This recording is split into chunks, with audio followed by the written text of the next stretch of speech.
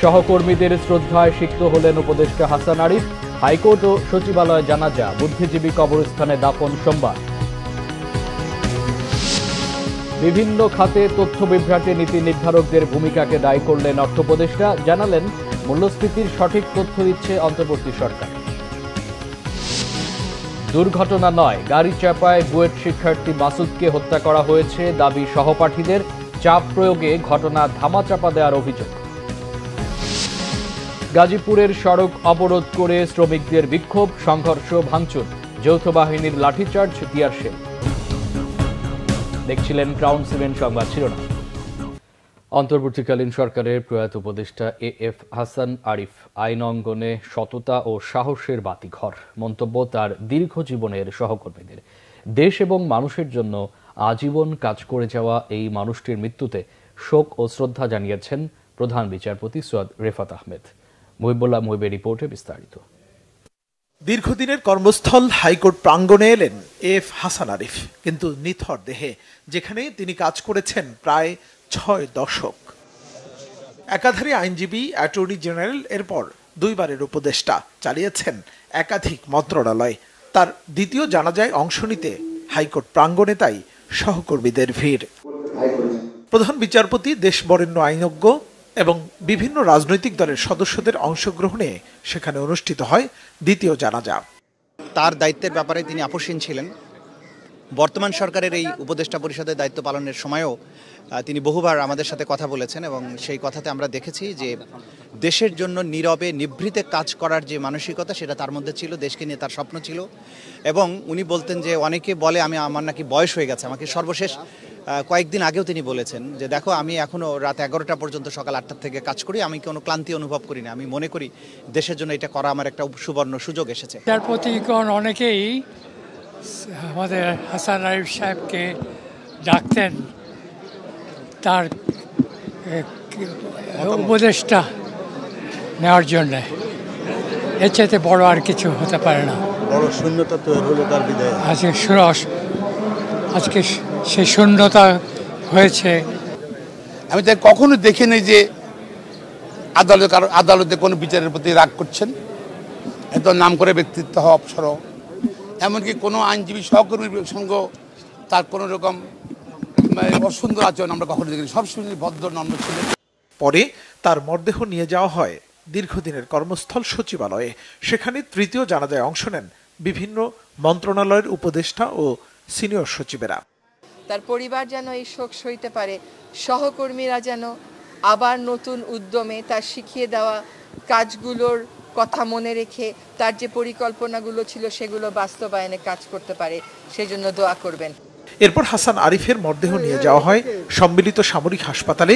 সেখানে হিমাগারে রাখা হবে তার মরদেহ। সোমবার মিরপুরের শহীদ বুদ্ধিজীবী কবরস্থানে চিরনিদ্রায় শায়িত হবেন এফ হাসান আরিফ। 23 তারিখে মিরপুর বুদ্ধিজীবী কবরস্থানে দাফন করব। সময়টা অবশ্যই জোহরের আগে হওয়ার সম্ভাবনা বেশি, তবে এখনো এক্স্যাক্ট টাইমটা ফাইনালাইজ করা হয় নাই। আমরা এটা পরে জানিয়ে দিব। মুহিবুল্লাহ মুহিব, বাংলা ভিশন, ঢাকা। দেশের বিভিন্ন খাতে তথ্য বিভ্রাটের পেছনে নীতি নির্ধারকদের নেতিবাচক ভূমিকাকে দায়ী করেছেন অর্থ উপদেষ্টা ডক্টর সালেউদ্দিন আহমেদ। তিনি জানান, মূল্যস্ফীতির সঠিক তথ্য দিচ্ছে অন্তর্বর্তী সরকার।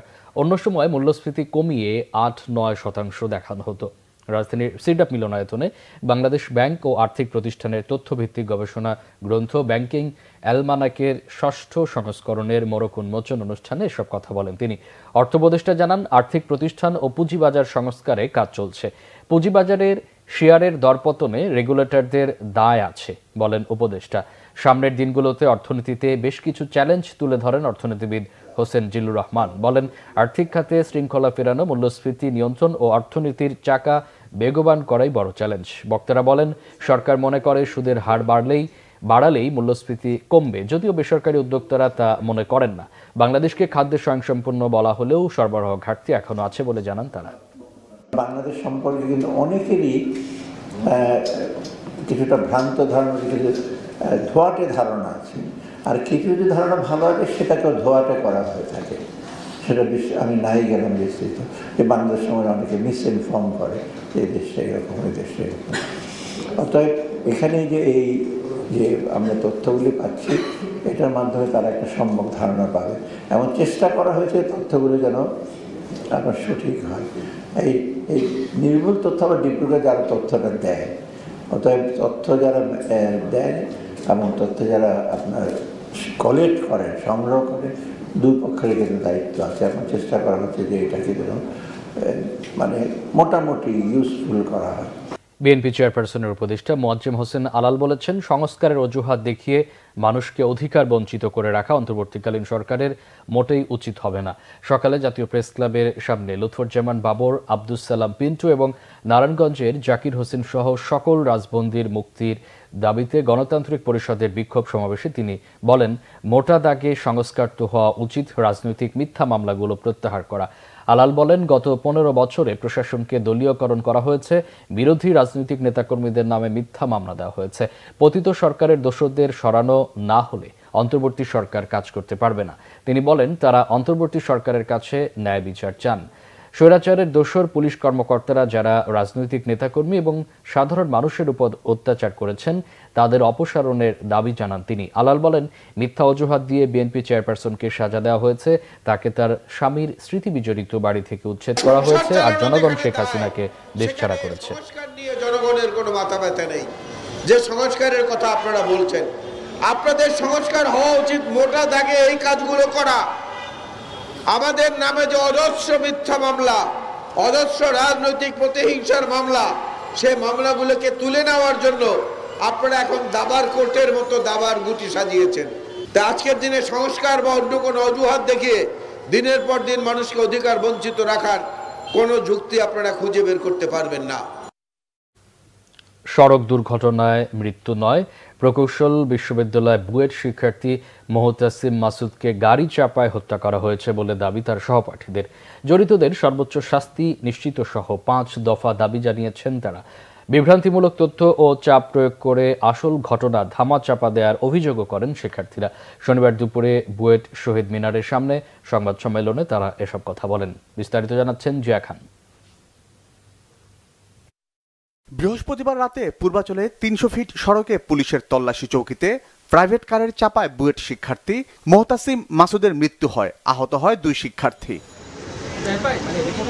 এই ঘটনায় সাবেক সেনা কর্মকর্তা অবসরপ্রাপ্ত ব্রিগেডিয়ার জেনারেল আব্দুল্লাহ আল মামুনের ছেলে মুবিন আল মামুন সহ 3 জনকে গ্রেফতার করা হয়। শনিবার দুপুরে বুয়েট শহীদ মিনারে ঘটনার সুষ্ঠু তদন্ত ও বিচারের দাবিতে মানববন্ধন করে শিক্ষার্থীরা। এ সময় তারা মাসুদের মৃত্যুকে দুর্ঘটনা না বলে হত্যা বলে দাবি করেন এবং জড়িতদের সর্বোচ্চ শাস্তি সহ 5 দফা দাবি জানান তারা। আহতদের চিকিৎসা সম্পূর্ণ ব্যয়ভার অবশ্যই বিবাদী পক্ষকে বহন করতে হবে। 3, নিহত মাসুদের পরিবারকে যথোপযুক্ত ক্ষতিপূরণ প্রদান করতে বিবাদী পক্ষকে বাধ্য করতে হবে। 4, তদন্ত কার্যক্রমে বাধা প্রদানের চেষ্টা করলে তাদের বিরুদ্ধে অভিযোগ সাপেক্ষে আইনানুগ ব্যবস্থা নিতে হবে। 5, সড়ক দুর্ঘটনার কারণে আর কোনো প্রাণ যেন না যায় এবং সড়কের নিরাপত্তা যেন নিশ্চিত হয়, সেই ব্যাপারে যথোপযুক্ত ভূমিকা রাখতে সরকারের কাছে দাবি জানাচ্ছি। মাসুদের সহপাঠীদের দাবি, প্রথম থেকে ঘটনাটি ধামাচাপা দেওয়ার চেষ্টা করছিল। ব্রিগেডিয়ার জেনারেল আব্দুল্লাহ আল মামুন এবং চালকের পরিবারের লোকজন বিভিন্নভাবে মামলার ঘটনা প্রক্রিয়া প্রভাবিত করার চেষ্টা করে। এর প্রেক্ষিতে অভিযুক্তের মা নানাভাবে শিক্ষার্থীদের মামলা থেকে দূরে থাকতে ক্ষতিপূরণ প্রদানের কথা জানান। এক পর্যায়ে তার সন্তান মদ্যপ অবস্থায় বেপরোয়াভাবে গাড়ি চালাচ্ছিল শুনে তিনি বলেন যে তার সন্তান ড্রাঙ্ক হলেও ওরা অত রাতে ওখানে কি করছিল। যে কোনো চক্রান্ত কঠোরভাবে প্রতিহতের ঘোষণা আন্দোলনরত শিক্ষার্থীদের। প্রভাব খাটিয়ে বিচার প্রক্রিয়া থেকে তাদের নিস্তার লাভের দৃষ্টান্ত। আমরা এই ঘটনায় এই ব্যাপারটির আশঙ্কা করছি। শুরু থেকেই মামলা নেওয়ার ক্ষেত্রে টালবাহানা এবং হত্যাকারীর পরিবারে বিভ্রান্তিকর এবং মিথ্যা তথ্য নিউজ মিডিয়ায় প্রদান থেকে শুরু করে বিভিন্নভাবে বিচার প্রক্রিয়াকে ভিন্ন দিকে নিয়ে যাওয়ার প্রচেষ্টা আমাদেরকে শঙ্কিত করেছে। আর্থিক কিছু ম্যানিপুলেশন করার চেষ্টা করেছে, যেটা আমরা রিজেক্ট করেছি। এই সময় তারা আহত অপর 2 শিক্ষার্থীর চিকিৎসায় সব ধরনের সহযোগিতায় সরকারকে এগিয়ে আসার আহ্বান জানান। মানববন্ধন শেষে শিক্ষার্থীরা একটি বিক্ষোভ মিছিল বের করেন। জিয়া খান, বাংলা ভিশন, ঢাকা। গাজীপুরের কারখানা খুলে দেওয়ার দাবিতে চন্দ্রা নবীনগর মহাসড়ক অবরোধ করে বিক্ষোভ করেছে বেক্সিমকো ইন্ডাস্ট্রিয়াল পার্কের শ্রমিকরা। সকাল 10টায় চন্দ্রা নবীনগর মহাসড়ক অবরোধ থাকায় ভোগান্তিতে পড়েন ওই রুটের যাত্রীরা। শ্রমিকরা জানান 17 ডিসেম্বর বেক্সিমকো ইন্ডাস্ট্রিয়াল পার্ক কর্তৃপক্ষ শ্রমিকদের বেতন পরিশোধ করে ৪৫ দিনের জন্য কারখানা বন্ধ ঘোষণা করে। পরে 18 ডিসেম্বর থেকে শ্রমিকরা কারখানা খুলে দেওয়ার দাবিতে ধারাবাহিকভাবে আন্দোলন করে। এরই জেরে শনিবার সকাল 8:30 থেকে শ্রমিকরা আন্দোলন শুরু করলে চক্রবর্তী ও জিরানি এলাকার সব কারখানা বন্ধ ঘোষণা করা হয়। এ সময় যৌথ বাহিনীর সদস্যরা একাধিকবার শ্রমিকদের বুঝিয়ে মহাসড়ক থেকে সরে যেতে বলে। পরে পরিস্থিতি নিয়ন্ত্রণে আনতে টিয়ার শেল ও সাউন্ড গ্রেনেড নিক্ষেপ করে শ্রমিকদের ছত্রভঙ্গ করে দেওয়া হয়। দফায় দফায় সংঘর্ষ হয়। এ সময় বিক্ষুব্ধ শ্রমিকরা মহাসড়কে থাকা বেশ কয়েকটি যানবাহন ভাঙচুর করে। পরে পরিস্থিতি নিয়ন্ত্রণে আনে যৌথ বাহিনী। কোন উদ্দেশ্যে গণমাধ্যম বাজারে আসছে তা খুঁজতে অনুরোধ জানিয়েছেন জ্যেষ্ঠ সাংবাদিক শফিক রেহমান। বলেন, মালিকরা নিজেদের ব্যবসায়িক স্বার্থে সাংবাদিকদের ঢাল হিসাবে ব্যবহার করছে। ব্রডকাস্ট জার্নালিস্ট সেন্টার বিজেসির ৫ম সম্প্রচার সম্মেলনে তিনি কথা বলেন। শফিক রেহমান বলেন, যারা পত্রিকাকে ঢাল হিসাবে ব্যবহার করছে তাদের পরিচয় প্রকাশ করতে হবে। এ সময় গণমাধ্যম সংস্কার কমিশনের প্রধান কামাল আহমেদ বলেন, মুক্ত গণমাধ্যম সূচকে গত বছরের হিসেবে বাংলাদেশের অবস্থান তলানিতে ছিল। এখন পরিস্থিতির পরিবর্তন হয়েছে। ৩২টি কালো আইন সংবাদ মাধ্যমকে বাধাগ্রস্ত করছে বলে মত তার। বলেন, ডিজিটাল নিরাপত্তা আইন বাতিলে অন্তর্বর্তী সরকার 7 দিন সময় বেঁধে দিলেও তা এখনও বাতিল হয়নি। সেই সাথে বাজারে চাহিদা না থাকলেও চ্যানেল বের করে নৈরাজ্য বন্ধের দিকেও নজর দেওয়ার কথা বলেন কামাল আহমেদ। কেন তারা পত্রিকা মালিক হতে চান, কেন তারা রেডিও টেলিভিশন মালিক হতে চান, এইটা কিন্তু খুঁজে বের করতে হবে। আপনারা জানেন যে এখন মাটির ব্যবসায়ী একজন আছেন, তিনি অনেক কৃতিত্ব দেখিয়েছেন, ভালো করেছেন।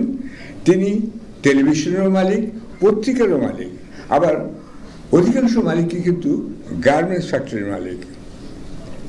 তা এর আর কিছু কিছু পত্রিকা হয়তো আছে তাদের পেছনে এরকম ব্যক্তি মালিকানা নেই, কিন্তু তো দেশ মালিকানা আছে, অর্থাৎ অন্য দেশ তাদেরকে সাহায্য করছে। গাজীপুরের টঙ্গীতে বেইলি ব্রিজ ভেঙে একটি ট্রাক তুরাগ নদীতে পড়ে গেছে। ভোরে ট্রাকটি পুরনো বেইলি ব্রিজ ভেঙে তুরাগ নদীতে গিয়ে পড়ে। গাজীপুর মেট্রোপলিটন পুলিশের উপপুলিশ কমিশনার ইব্রাহিম খান বলেন, সকালে তুরাগ নদীতে ট্রাক পড়ে যাওয়ার তথ্য পাওয়ার পরপরই পুলিশ ঘটনাস্থলে যায়। ঘটনাটি সড়ক ও জনপদকে জানানো হয়েছে, তারা এ বিষয়ে ব্যবস্থা নিচ্ছে। পুলিশের ট্রাফিক বিভাগের সহকারী পুলিশ কমিশনার মোহাম্মদ লিয়াকত আলী জানান, বেইলি ব্রিজ ভেঙে গেলেও ফ্লাইওভার দিয়ে যানবাহন চলাচল অব্যাহত আছে। তবে ফ্লাইওভারের নিচ দিয়ে বেইলি ব্রিজ দিয়ে যেসব যানবাহন চলাচল করত তা এখন আর করতে পারছে না। এই পথে চলাচলকারী যাত্রী ও যানবাহনকে টঙ্গী ব্রিজ এড়িয়ে কামারপাড়া মুন্নু গেট বিকল্প সড়ক ব্যবহার করার জন্য অনুরোধ জানানো হয়েছে। সংবাদ শেষ করব গ্রাউন্ড 7 শিরোনামগুলো আরেকবার জানিয়ে। সহকর্মীদের শ্রদ্ধায় সিক্ত হলেন উপদেষ্টা হাসান আরিফ। হাইকোর্ট ও সচিবালয়ে জানাজা, বুদ্ধিজীবী কবরস্থানে দাফন সোমবার। বিভিন্ন খাতে তথ্য বিভ্রাটে নীতি নির্ধারকদের ভূমিকাকে দায়ী করলেন অর্থ উপদেষ্টা। জানালেন, মূল্যস্ফীতির সঠিক তথ্য দিচ্ছে অন্তর্বর্তী সরকার। দুর্ঘটনা নয়, গাড়ি চাপায় বুয়েট শিক্ষার্থী মাসুদকে হত্যা করা হয়েছে। দাবি সহপাঠীদের, চাপ প্রয়োগে ঘটনা ধামাচাপা দেওয়ার অভিযোগ।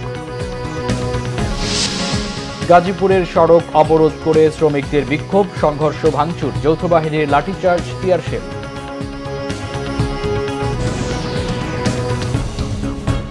এই ছিল এখনকার মতো। পরে সংবাদ বিকেল 4টায়, এর আগে 3টা রয়েছে নিউজ টপ 10 দেখার আমন্ত্রণ রইল। এছাড়া বাংলা ভিশন সংবাদ ও সংবাদ সংশ্লিষ্ট অনুষ্ঠান দেখতে ভিজিট করুন www.bvnews24.com ও facebook.com/banglavisionnews এবং সাবস্ক্রাইব করুন youtube.com/banglavisionnews।